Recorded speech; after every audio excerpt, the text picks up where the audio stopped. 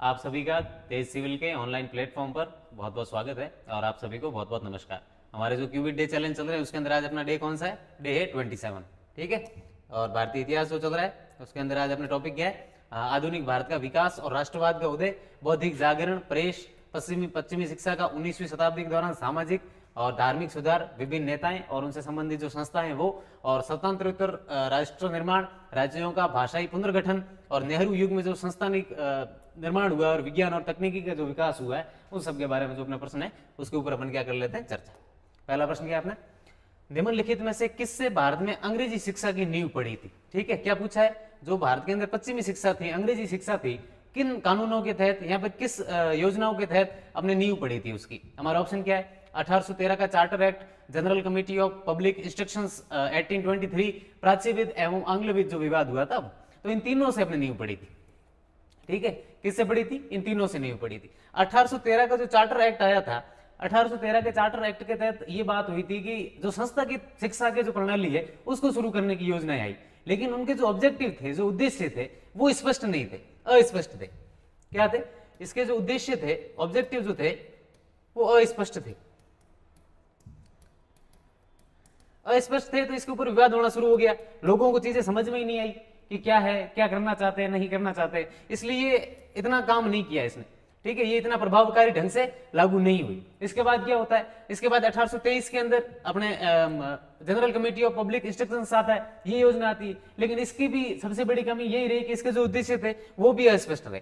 ये सारी चीजें कहां तक चली? ये चीजें चली 1875 तक। कब तक चली? 1875 तक। मैकाले का जो मिनट्स ऑफ एजुकेशन था, MME, Macaulay minutes of education जब तक नहीं आया तब तक ये सारी चीजें ऐसे ही चलती रही। और मैकाले का जब मिनट्स ऑफ एजुकेशन आया उसके तहत अंग्रेजी शिक्षा को मान्यता दे दी गई। ठीक है, किसको मान्यता दे दी गई? 1875 के अंदर क्या आता है?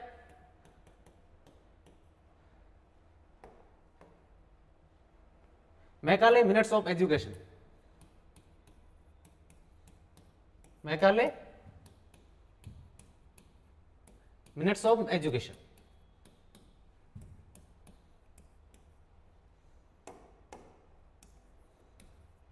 इसके तहत अंग्रेजी शिक्षा को क्या दे दी गई? अधिकृत कर दी गई, अंग्रेजी शिक्षा को मान्यता दे दी गई। तो इन तीनों कानूनों से अपने क्या था? अंग्रेजी शिक्षा की नींव पड़ी थी। अगला प्रश्न क्या है? निम्न में से किसकी सलाह पर स्वामी दयानंद सरस्वती ने अपने विचारों को संस्कृत के स्थान पर हिंदी में करना प्रारंभ कर दिया था? ठीक है, किसने? स्वामी दयानंद ने। आर्य समाज से जो संबंधित है, जिसकी स्थापना की थी इन्होंने 1875 के अंदर। इन्होंने अपने विचारों को संस्कृत के स्थान पर किसमें शुरू कर दिया? लिखना या फिर बोलना हिंदी के अंदर शुरू कर दिया। अपना ऑप्शन क्या है? देवेंद्र नाथ टैगोर, केशव चंद्र सेन, गुरु विरजानंद या फिर राजा राम मोहन राय। केशव चंद्र सेन के कहने के ऊपर इन्होंने जो अपने उपदेश थे वो किसके अंदर देने शुरू कर दिए? इन्होंने हिंदी के अंदर देने शुरू कर दिए। ठीक है, और इनकी किताब कौन सी थी? पुस्तक कौन सी थी? सत्यार्थ प्रकाश। कौन सी थी? सत्यार्थ प्रकाश। और ये किसके अंदर लिखित है? हिंदी के अंदर लिखित है। इसके बाद हम पढ़ते हैं कि जो अजमेर से इनकी पब्लिश हो जाती है, अजमेर के अंदर ही बाद में ये किसके अंदर अनुवाद किया जाता है? इसका संस्कृत के अंदर अनुवाद किया जाता है। बाकी हम जानते हैं अपने स्वामी दयानंद सरस्वती का जन्म कहां पर हुआ था? गुजरात के अंदर हुआ था, मोरबी गांव के अंदर हुआ था इनका जन्म। ठीक है, बाद में मथुरा जाकर इन्होंने किसको अपना गुरु बनाया था? गुरु विरजानंद को इन्होंने गुरु बनाया था। और केशव चंद्र सेन के कहने पर इन्होंने अपने जो उपदेश थे वो संस्कृत के स्थान पर किसमें देने शुरू कर दिए? हिंदी के अंदर देने शुरू कर दिए। ठीक है, अगला प्रश्न क्या है? शिकागो धर्म सम्मेलन में विवेकानंद ही सर्वश्रेष्ठ व्यक्ति है। उनके भाषण सुनने के बाद लगता है कि भारत जैसे समुन्नत राष्ट्र में ईसाई प्रचारक को भेजा जाना किसी मूर्खता की बात है। स्वामी विवेकानंद के संबंध में यह वक्तव्य किस समाचार पत्र में छपा हुआ है? ठीक है, स्वामी विवेकानंद के बारे में बोला हुआ है और किस समाचार पत्र के अंदर ये वक्तव्य छपा था वो हमें बताना। हमारा ऑप्शन है daily Herald, New York times, New York Herald या फिर शिकागो ट्रिब्यून। न्यूयॉर्क हेराल्ड के अंदर ये सारी चीजें स्वामी विवेकानंद से संबंधित छपी थी। 1893 के अंदर हम जानते हैं 1893 के अंदर शिकागो सम्मेलन के अंदर स्वामी विवेकानंद उपस्थित होते हैं। ठीक है, और उस संबंधी जो सारी चीजें थी यहाँ पर जो वक्तव्य थे किसके अंदर छपे थे? अपने न्यूयॉर्क हेराल्ड के अंदर। अगला प्रश्न क्या? निम्न में से असुमेलित युग्म का क्या करना? हमें चयन करना है। Henry William Derozio, young Bengal आंदोलन, बिल्कुल सही है हमारा। गुलाम अहमद कादियानी, अहमदिया आंदोलन, बिल्कुल ये भी सही है। और सर सैयद अहमद खान, अलीगढ़ आंदोलन, बिल्कुल ये भी सही है। तो हमारे सभी युग्म क्या है? सुमेलित है। हेनरी विलियम डेराजियो जो अपने हिंदू कॉलेज के अंदर क्या थे? शिक्षक भी थे। ठीक है, और उन्होंने यंग बंगाल आंदोलन चलाया था। कब चलाया था? 1820 से लेकर 1830 के बीच चलाया था इन्होंने। ठीक है, जितने भी इनके विद्यार्थी थे उन सब के अंदर ये क्या करना चाहते थे, सुधार। और दूसरा अपने गुलाम अहमद कादियानी, इन्होंने अहमदिया आंदोलन चलाया था पंजाब के और उनके आसपास के क्षेत्र के अंदर। कब चलाया था, 1889 से, ठीक है, ये भी अपना सही है। और सर सैयद अहमद खान ने कौन सा आंदोलन चलाया था, अलीगढ़ आंदोलन चलाया था। मुख्य थे जो ये संगठन था किससे संबंधित था, उदारवादी था। कैसा संगठन था ये, उदारवादी संबंध था। और सर सैयद अहमद खान ने खुद ने बहुत सारी अंग्रेजी किताबें थी, उसका अनुवाद किसके अंदर किया था इन्होंने किया था फारसी के अंदर, उर्दू के अंदर। अंग्रेजी किताबों का किसके अंदर किया था, अंग्रेजी किताबों का उर्दू के अंदर ट्रांसलेशन, उर्दू के अंदर क्या किया था इन्होंने, अनुवाद किया था, ठीक है। अगला प्रश्न क्या है, 1872 के सिविल मैरिज एक्ट के संदर्भ में निम्नलिखित कथनों पर हमें विचार करना है। सिविल मैरिज एक्ट कब आया था, 1872 के अंदर आया, 1872 के अंदर आया था। इसे पारित करवाने में प्रमुख योगदान केशव चंद्र सेन का है, बिल्कुल है, सही है। इस अधिनियम में विवाह हेतु बालिकाओं की न्यूनतम उम्र 16 वर्ष निर्धारित की गई थी, नहीं 16 नहीं की गई थी, कितनी तय की गई थी, 14 वर्ष निर्धारित की गई थी। और इससे 18 वर्ष से कम आयु के बालकों का विवाह भी प्रतिबंधित किया गया था। बालकों की विवाह बिल्कुल कितनी की गई थी, अपने 18 वर्ष की गई थी, 14 और 18। तो इसके अंदर क्या पूछा, असत्य कथन, केवल बी, ठीक है।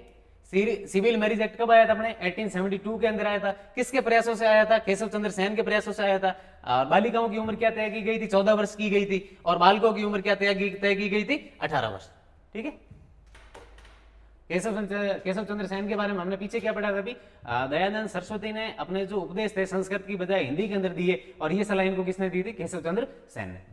अगला प्रश्न है, राजा राममोहन राय से संबंधित निम्न कथनों पर हमें क्या करना है, विचार करना है। उन्हें अतीत और भविष्य के मध्य सेतु, भारतीय राष्ट्रवाद का जनक और आधुनिक भारत के पिता और भोर का तारा का सम्मान प्राप्त है, बिल्कुल प्राप्त है, सही। और इन्हें पुनर्जागरण का अग्रदूत भी कहा जाता है। और क्या कहा जाता है इन्हें, पुनर्जागरण का क्या कहा जाता है, अग्रदूत, ठीक है। 1809 ईस्वी में राजा राममोहन राय की फारसी भाषा की पुस्तक तूफात उल मुआवदिन एकेश्वरवादियों का उपहार प्रकाशन हुआ था, बिल्कुल हुआ था। वैसे हम पढ़ते हैं इसको एकेश्वरवादियों का उपहार, लेकिन उसका नाम क्या था, फारसी भाषा की पुस्तक थी तूफातुल मुआहिदीन। अगला प्रश्न है, 1821 में राय ने संवाद कौमुदी अथवा प्रज्ञाचंद का प्रकाशन किया था, बिल्कुल। संवाद कौमुदी और प्रकाशन जो पत्रिकाएं थी उनका प्रकाशन किया था इन्होंने। द्वारकानाथ टैगोर ने राजा राममोहन राय को युगदूत की उपाधि दी थी, नहीं। द्वारकानाथ टैगोर ने नहीं दी थी, किसने दी थी, सुभाष चंद्र बोस ने दी थी। किसने दी थी, सुभाष चंद्र बोस ने दी, ठीक है। बाकी हम राजा राममोहन राय के बारे में जानते हैं कि इन्होंने सबसे पहले हमारे पुनर्जागरण था, यहाँ पर जो आडंबर थे उनके खिलाफ इन्होंने आंदोलन शुरू किया था, ठीक है। और इन्होंने और भी कई सारी किताबें लिखी थी, ईसा मसीहा के नीति निर्देश थे उनको लिखा था इन्होंने, ठीक है। और इन्होंने 1818 के अंदर सती प्रथा के खिलाफ भी आंदोलन चलाया था। 1828 के अंदर किसकी निर्माण करते हैं, अपने किसकी स्थापना करते हैं, ब्रह्म समाज की स्थापना करते हैं, ठीक है। अगला प्रश्न क्या है, निम्न में से किन के प्रयासों से मद्रास में वेद समाज और महाराष्ट्र में प्रार्थना समाज की स्थापना की गई। मद्रास के अंदर किसकी स्थापना हुई थी, वेद समाज की हुई थी। और महाराष्ट्र में किसकी स्थापना हुई थी, अपने प्रार्थना समाज की स्थापना हुई थी। और किसके प्रयासों से हुई थी, ठीक है। हमारा ऑप्शन है आचार्य केशव, यहाँ पर केशव चंद्र सेन, ताराचंद्र चक्रवर्ती, पंडित रामचंद्र, या इनमें से कोई नहीं। आचार्य केशव के प्रयासों से मद्रास के अंदर तो वेद समाज और महाराष्ट्र के अंदर प्रार्थना समाज की स्थापना हुई थी। आचार्य केशव जब एक बार मद्रास जाते हैं, चेन्नई, मद्रास कहां पर है, चेन्नई के अंदर जाते हैं, तब इन्होंने वहां पर 1864 के अंदर कौन करते हैं इसकी स्थापना, श्रीधर नायडू। कौन करते हैं इसकी स्थापना, वेद समाज की कौन करते हैं, श्रीधर नायडू। और जो अपने महाराष्ट्र के अंदर प्रार्थना समाज है इसके 4 साल बाद 1867 के अंदर, और इसकी स्थापना कौन करते हैं, आत्माराम पांडुरंग।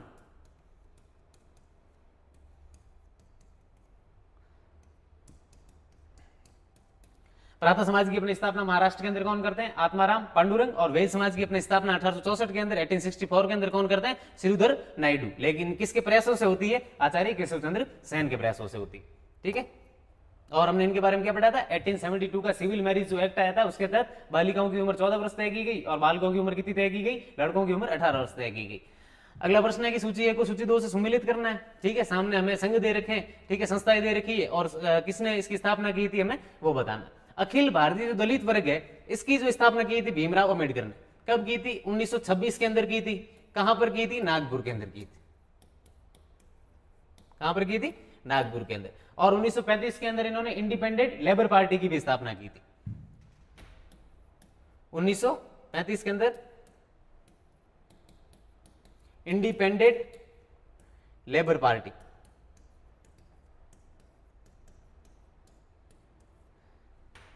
ठीक है। और जो विधवा आश्रम है इसकी स्थापना अपने डीके कर्वे ने की थी। अगर पश्चिमी भारत के अंदर महिलाओं के या फिर महिला सशक्तिकरण से संबंधित महिलाओं की शिक्षा के अंदर अगर योगदान सबसे ज्यादा किसी को दिया जाता है तो डीके कर्वे साहब को दिया जाता है। और किसको दिया जाता है? विष्णुगुप्त, ठीक है, विष्णुगुप्त या विष्णुचंद्र जी को इसका योगदान दिया जाता है। डीके कर्वे ने विधवा आश्रम की स्थापना की थी और बंबई के अंदर प्रथम महिला विश्वविद्यालय की भी स्थापना की थी। और इन्होंने क्या किया था? बंबई के अंदर प्रथम महिला विश्वविद्यालय की क्या की थी?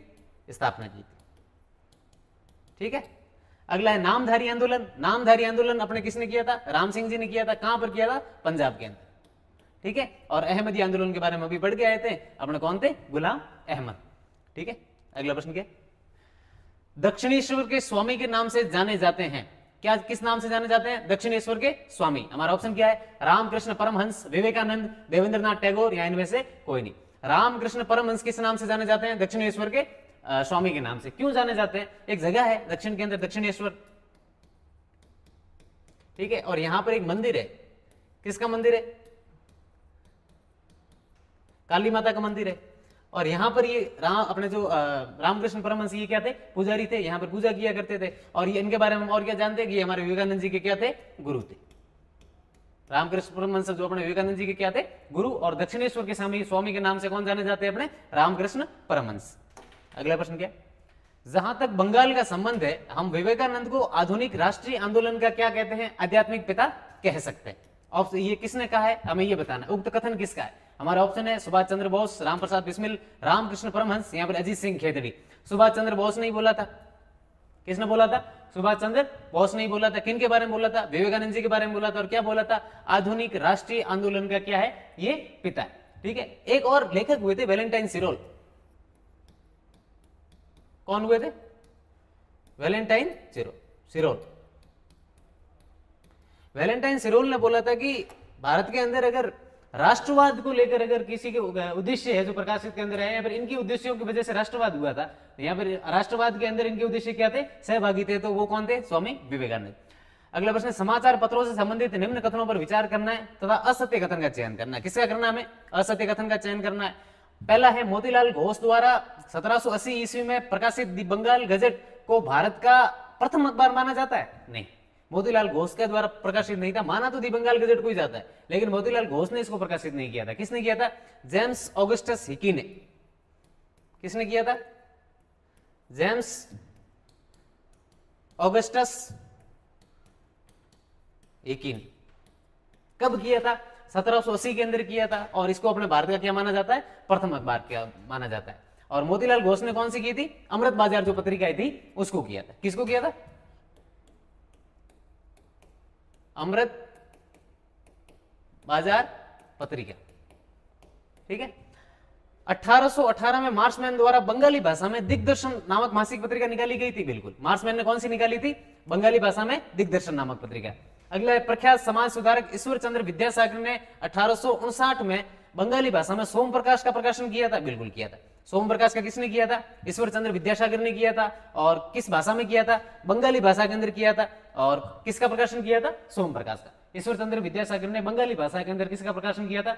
सोम प्रकाश का। 1818 में मार्शमैन द्वारा बंगाली भाषा में कौन सा अखबार निकाला गया? दिग्दर्शन। और जेम्स ऑगस्टस हिकी द्वारा 1780 में कौन सा अपना भारत का पहला अखबार निकाला गया? दी बंगाल गजट।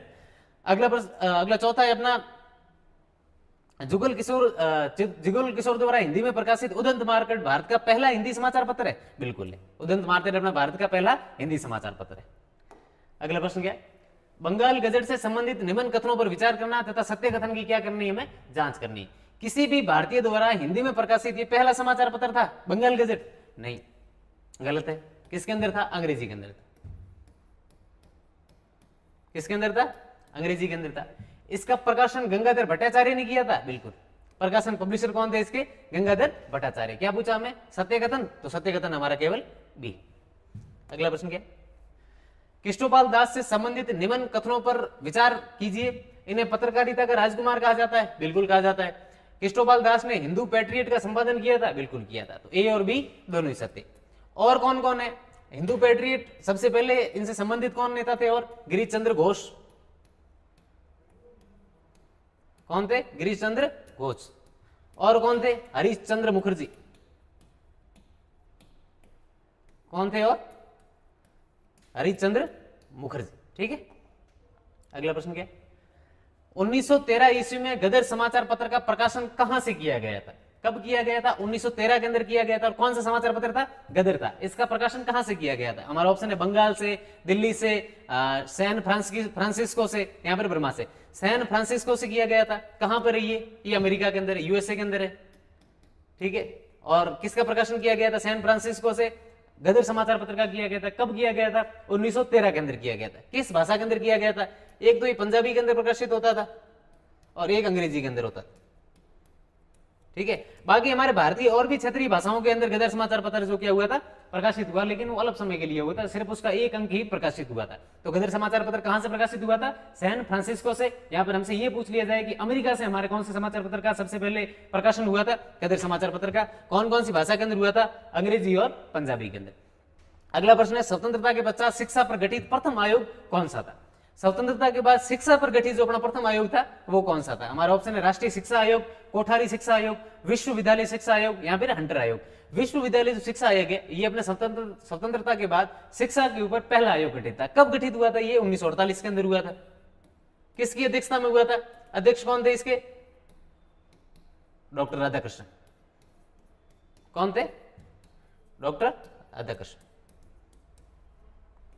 डॉक्टर राधाकृष्णन की अध्यक्षता के अंदर विश्वविद्यालय आयोग का गठन कब किया जाता है? 1948 के अंदर किया जाता है। यहां पर इसको डॉक्टर राधाकृष्णन आयोग भी कहा जाता है।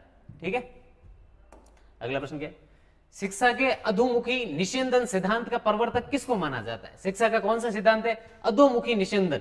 ठीक है, ऑप्शन है Macaulay, Lord Auckland, William Bentinck, या फिर लॉर्ड रेडी। गवर्नमेंट रूप से अगर हमसे पूछा जाए कि सरकारी रूप से इसको प्रभावी किसने किया था, तो लॉर्ड ऑकलैंड ने किया था। ठीक है, अधोमुखी निषेधन सिद्धांत क्या है कि जो पहले इस सिद्धांत के अनुसार जो उच्च वर्ग के जो लोग हैं सबसे पहले उनको शिक्षित किया जाए, उसके बाद जो क्या है छन छन के शिक्षा कहां पर आ जाएगी? मध्य वर्ग में भी आ जाएगी और निम्न वर्ग में भी चली जाएगी। तो अधोमुखी निषेधन सिद्धांत का सरकारी रूप से प्रभावकारी किसने किया था? लॉर्ड ऑकलैंड ने किया था। इसके ऊपर मैकाले ने भी कार्य किया था, लेकिन सरकारी रूप से प्रभावी किसने बनाया था? लॉर्ड ऑकलैंड ने। अगला प्रश्न है, निम्न में से किसे भारतीय शिक्षा का मैग्ना कार्टा कहा जाता है?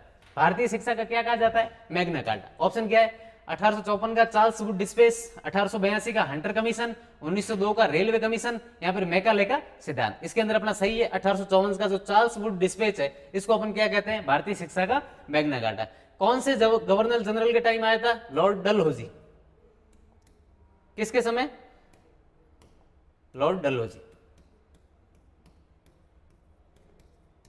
लॉर्ड डलहौजी के समय इंग्लैंड से भेजा गया था। जो इंग्लैंड का बोर्ड ऑफ कंट्रोल था वहां के एक आदमी थे। कौन थे? Charles Wood. और चार्ल्स वुड ने क्या भेजा था? अपने जो इन्होंने अपना भेजा था, पत्र भेजा था, उसको क्या कहा गया? Charles Wood dispatch. किससे संबंधित था? शिक्षा से संबंधित था। ठीक है, शिक्षा से संबंधित था। इसके अंदर और क्या क्या चीजें हुई थी? इसके अंदर महिला शिक्षा को लेकर बात कही गई थी कि महिलाओं को शिक्षा मिलनी चाहिए। और इनके इसके अंदर तो यह भी कहा गया था कि वहां भारत के लोगों को स्थानीय भाषा के अंदर पढ़ाया जाना चाहिए। कौन सी भाषा के अंदर? स्थानीय भाषा के अंदर पढ़ाया जाना चाहिए। ठीक है, अगला प्रश्न क्या है अपना?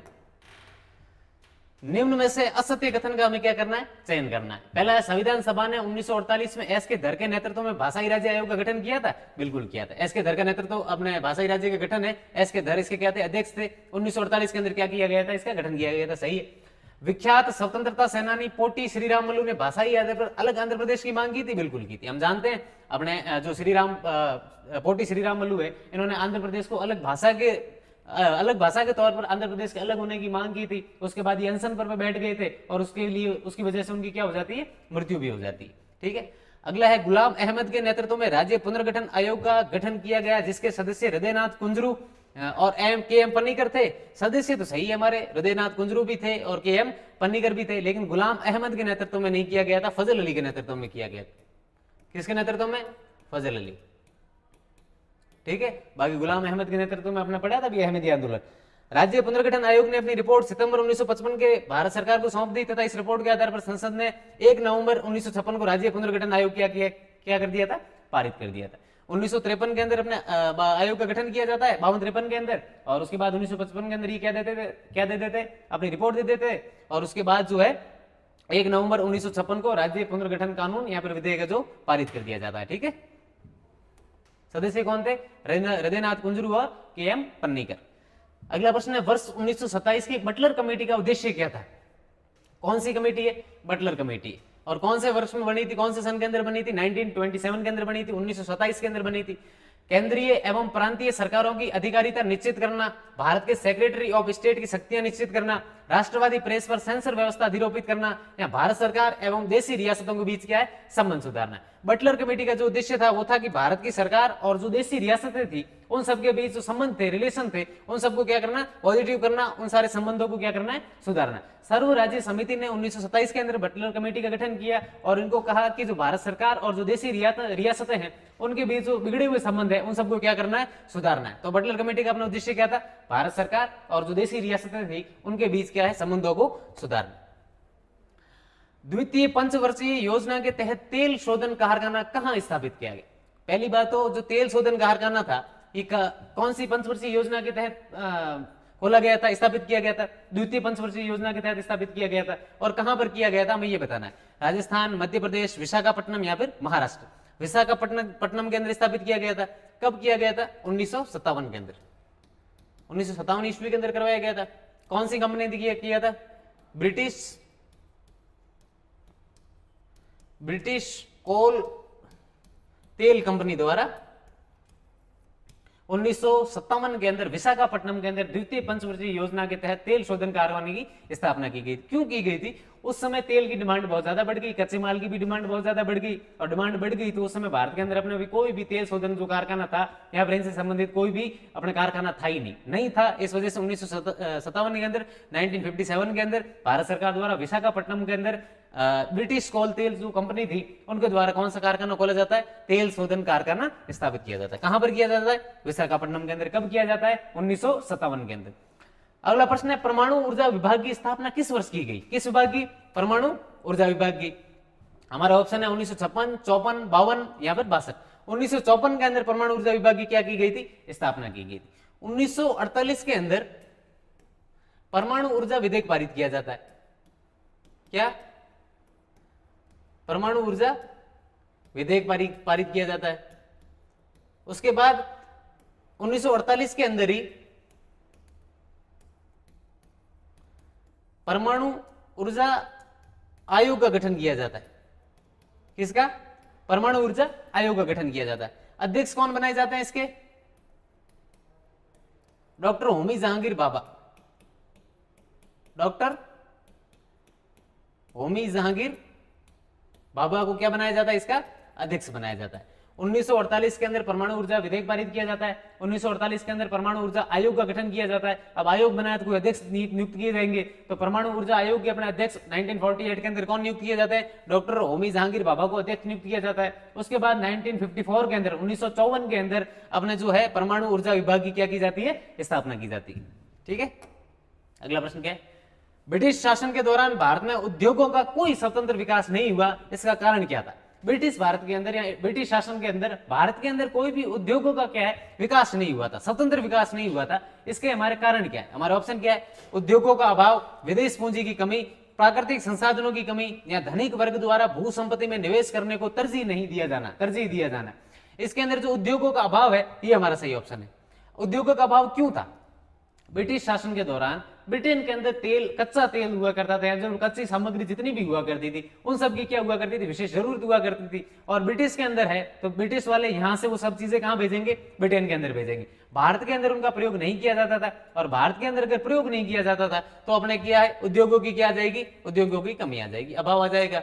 और अपना रीजन क्या था? उसकी वजह से भारत के अंदर उद्योग स्थापित ही नहीं हो पाई, इंडस्ट्री स्थापित ही नहीं हो पाई, कोई कंपनी नहीं बन पाई।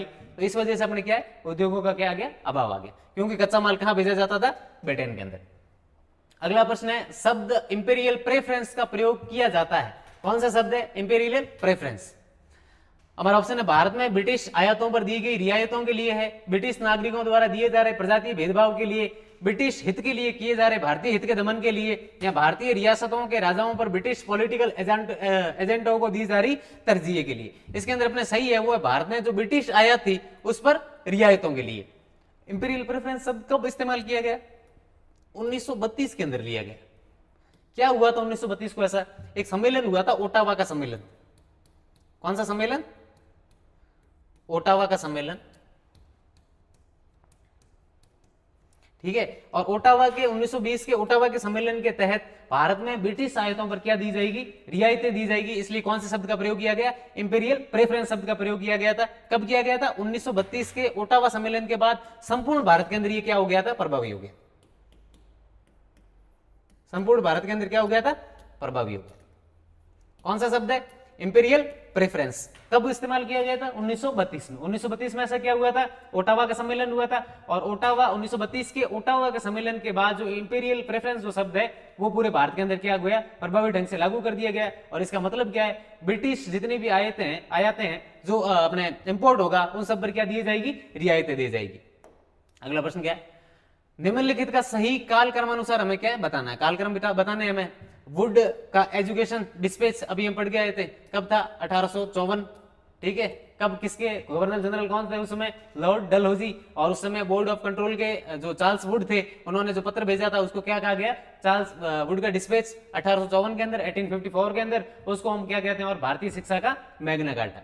मैकाले का मिनट ऑफ एजुकेशन ये अपने 1875 के अंदर, फरवरी 1875 के अंदर, ठीक है। और इस समय अपने अंग्रेजी भाषा को क्या दे दी गई? अधिकृत कर दिया गया, अंग्रेजी भाषा को मान्यता दे दी गई। दी सर्जेंट एजुकेशन रिपोर्ट ये अपने 1944 के अंदर। द सर सर्जेंट कौन थे उस समय? भारतीय जो सरकार थी उस समय शिक्षा सलाहकार थे। सर्जेंट कौन थे? भारतीय सरकार के शिक्षा सलाहकार थे। भारतीय सरकार के क्या थे? शिक्षा सलाहकार थे। एजुकेशन मिनिस्टर से एडवाइजर थे कौन? सर सर्जेंट, ठीक है। और सर सर्जेंट एजुकेशन रिपोर्ट कब दी गई? 1944 के अंदर। और इंडियन एजुकेशन हंटर कमीशन है वो अपने 1882 के अंदर। कब किया गया? 1882 के अंदर। तो सबसे पहले अपने कौन सा आ जाएगा? एक आ जाएगा, उसके बाद 2 आ जाएगा, 1 2, और उसके बाद अपने आ जाएगा 4, उसके बाद 3। 1 2 4 और 3, इसके अंदर अपना कौन सा सही है? दूसरा सही। अगला प्रश्न क्या है? कथन ए और कथन कारण दिया गया, इन दोनों को क्या है? बताना है। सही व्याख्या करता है यहाँ पर नहीं करता है। पहला कथन क्या है? भारत में प्राथमिक शिक्षा को अनिवार्य करने वाला सर्वप्रथम बिल वर्ष 1911 में अस्वीकृत हो गया था। ठीक है, बिल्कुल सही है। यदि प्रत्येक खेतिहर पढ़ने में सक्षम हो जाता तो असंतोष बढ़ जाता। क्या बात है? 1911 के अंदर अपने एक बिल आया था, किससे संबंधित आया था? प्राथमिक शिक्षा को अनिवार्य करने से संबंधित बिल आया था। कब आया था? 1911 के अंदर। और इसको क्या कर दिया गया? अस्वीकृत कर दिया गया। किसने किया अस्वीकृत? अंग्रेजों द्वारा ही किया गया। अगर प्राथमिक शिक्षा को अनिवार्य कर दिया गया तो उस समय ठेठ किसान से लेके यहाँ पर निम्न वर्ग के लोगों से लेके उच्च वर्ग के जो भी लोग हैं वो सब क्या हो जाएंगे?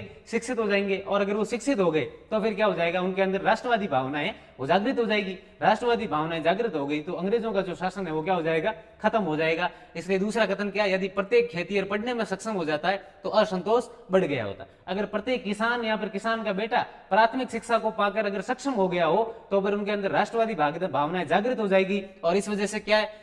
सरकार के खिलाफ असंतोष बढ़ जाएगा। अंग्रेजी जो ब्रिटिश गवर्नमेंट थी उनके खिलाफ क्या बढ़ जाएगा? असंतोष बढ़ जाएगा। और असंतोष बढ़ गया तो ब्रिटिश शासन को यहाँ पर क्या है? खतरा है। इसलिए अपने 1911 के अंदर प्राथमिक जो अनिवार्य बिल था उसको क्या कर दिया गया था? स्वीकृत कर दिया गया था। इसलिए ए आर दोनों सही है और आर है जो ए की क्या करते हैं? सही व्याख्या करता है। ठीक है। अगला प्रश्न क्या है? पुस्तक the story of integration of the Indian states किसने लिखी है? कौन सी पुस्तक है? The story of integration of the Indian states. B N Rao, Shri Rajagopalachari, Krishna Menon या वीपी मेनन? ये वीपी मेनन द्वारा लिखी गई है।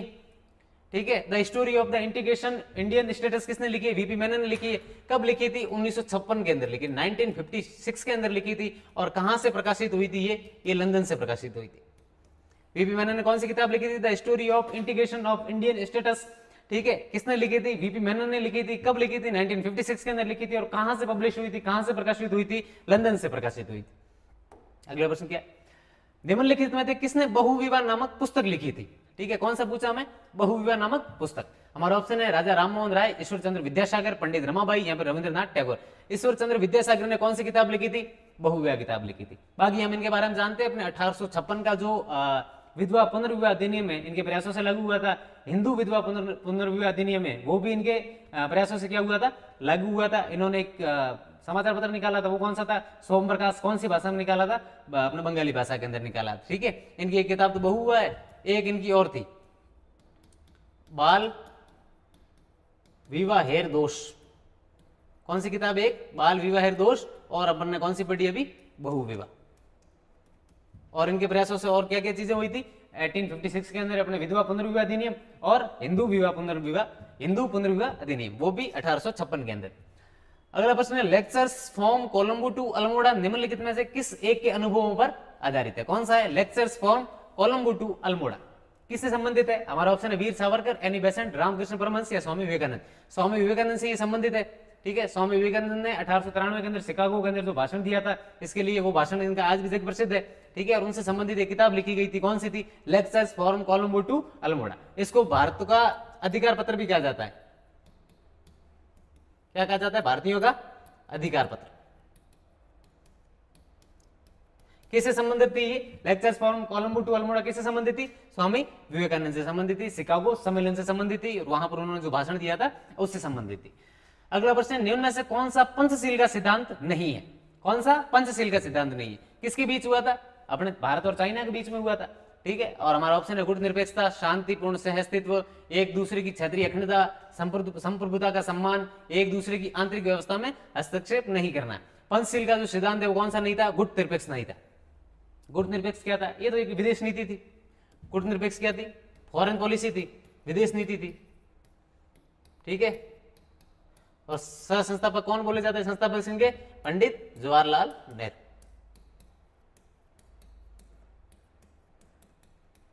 पंडित जवाहरलाल नेहरू।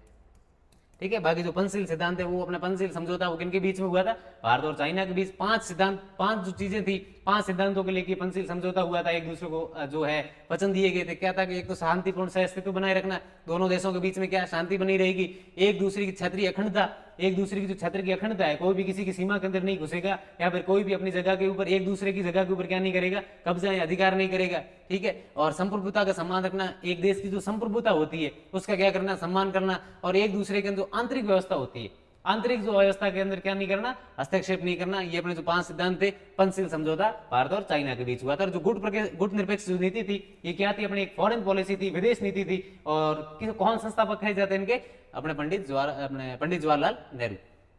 अगला प्रश्न है, जब तक करोड़ों व्यक्ति भूखे और अज्ञानी हैं तब तक मैं उस प्रत्येक व्यक्ति को देशद्रोही मानता हूं जो उन्हीं के खर्चे पर शिक्षा ग्रहण करता है परंतु उनकी परवाह नहीं करता। उपरोक्त वक्तव्य किसका है।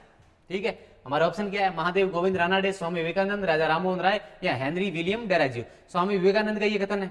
ठीक है, क्या किसका कथन है, स्वामी विवेकानंद का कथन है। और क्या कहा था इन्होंने, जब तक करोड़ों व्यक्ति भूखे हैं और अज्ञानी हैं तब तक मैं उस प्रत्येक व्यक्ति को देशद्रोही मानता हूं जो उन्हीं के खर्चे पर शिक्षा ग्रहण करता है परंतु उनकी परवाह नहीं करता। ये किसने कहा था, स्वामी विवेकानंद ने कहा था। सामुदायिक विकास कार्यक्रम कब लॉन्च किया गया, कौन सा कार्यक्रम पूछा हमसे, सामुदायिक विकास कार्यक्रम कब लॉन्च किया गया। हमारा ऑप्शन है 2 अक्टूबर 1952, 6 अगस्त 1952, 15 मार्च 1950 या फिर 2 फेब 1956 के अंदर। 2 अक्टूबर गांधी जी के जन्मदिन के ऊपर 1952 के अंदर सामुदायिक विकास कार्यक्रम जो है शुरू किया गया था, लॉन्च किया गया था। इनका क्या उद्देश्य क्या था, ग्रामीण स्तर तक क्या है, ग्रामीण स्तर तक विकास करना। नाम से अगर आपको दिख रहा है तो सामुदायिक विकास कार्यक्रम, सब मिलकर जो सामुदायिक है सब मिलकर क्या करेंगे, ग्रामीण स्तर तक क्या करेंगे, विकास करेंगे। 2 अक्टूबर 1952 के अंदर। अगला है अपना अगला प्रश्न है कि इंटीग्रल कोच फैक्ट्री की स्थापना कब तथा कहां पर की गई, किसकी, इंटीग्रल कोच फैक्ट्री, रेल के डिब्बे जो निर्माण से संबंधित जो फैक्ट्री है अपनी, उसकी कहां पर और कब की गई। हमारा ऑप्शन है 1954 ईस्वी बेंगलोर, 1955 ईस्वी चेन्नई, 1944 ईस्वी कलकत्ता, 1964 ईस्वी हैदराबाद। 1955 ईस्वी चेन्नई के अंदर इसकी स्थापना कर दी गई थी, किसकी, इंटीग्रल कोच फैक्ट्री की। क्या कार्य करती है, रेल के जो डिब्बे हैं वो बनाती है, और रेल के डिब्बे बनाने वाली ये सबसे बड़ी अपनी क्या है, फैक्ट्री। कौन सी, इंटीग्रल कोच फैक्ट्री। 1955 के अंदर, 1955 के अंदर कहां पर की गई थी, अपने चेन्नई के अंदर। अगला है कि सूची 1 को सूची 2 से मिलान करना है, नीचे दिए गए कूट का क्या सही उत्तर देना है। यहाँ प्रमुख इस्पात संयंत्र दे रखे हैं हमें, और सामने जो सहायक देश थे उनसे जो स्थापना में सहायक देश थे उन्हें हमें बताना है। भिलाई इस्पात संयंत्र कहां पर है? पहली बात तो भिलाई इस्पात संयंत्र कहां है? छत्तीसगढ़ के अंदर है। और जो इसकी है अपने कौन सा सहायक देश ने सहायता की थी? रूस ने की थी। भिलाई इस्पात संयंत्र कहां पर है? छत्तीसगढ़ के अंदर है। और इसकी स्थापना के अंदर सहायक देश कौन था? रूस था। अगला है राउरकेला इस्पात संयंत्र कहां पर है? उड़ीसा के अंदर है। और इसकी जो सहायक देश कौन है? सहायता किसने की थी स्थापना के अंदर? अपने जर्मनी ने की थी। राउरकेला कहां पर है? उड़ीसा के अंदर है। सहायक देश कौन सा था? जर्मनी। और जो अपना दुर्गापुरा संयंत्र है ये कहां पर है? बंगाल के अंदर है। और किस देश ने सहायक देश है जिन्होंने इसकी स्थापना में सहायता की थी? वो अपने थे यूनाइटेड किंगडम। भिलाई छत्तीसगढ़ के अंदर किस देश ने की थी सहायता? रूस ने की थी। दूसरा है राउरकेला कहां पर है? उड़ीसा के अंदर है। किस देश ने सहायता की थी? जर्मनी ने की थी। तीसरा दुर्गापुरा है कहां पर है? बंगाल के अंदर है। और किसने सहायता की थी? यूनाइटेड किंगडम में। भिलाई की जो अपनी स्थापना है वो 1955 में हुई थी, ठीक है। और इन दोनों की कब हुई थी? 1959 के अंदर, ठीक है। अगला प्रश्न क्या अपना? भारतीय अंतरिक्ष कार्यक्रम को अलग करके परमाणु ऊर्जा विभाग से पृथक अंतरिक्ष विभाग की स्थापना कब की गई? भारतीय जो अंतरिक्ष कार्यक्रम था उसको अलग कर दिया गया और उसके बाद जो परमाणु ऊर्जा विभाग से एक अलग विभाग बनाया गया वो अपना कौन सा बनाया गया? अंतरिक्ष विभाग बनाया गया। परमाणु ऊर्जा विभाग की हमने बात की थी, कब स्थापित किया गया था? 1954 के अंदर किया गया था।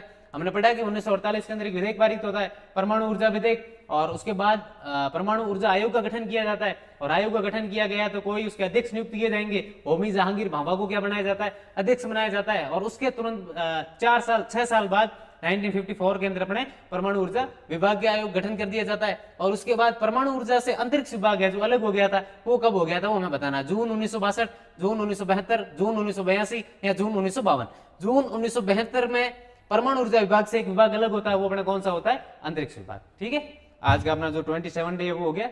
अगला जो दिन होगा तब अपन मिलेंगे। बहुत बहुत धन्यवाद।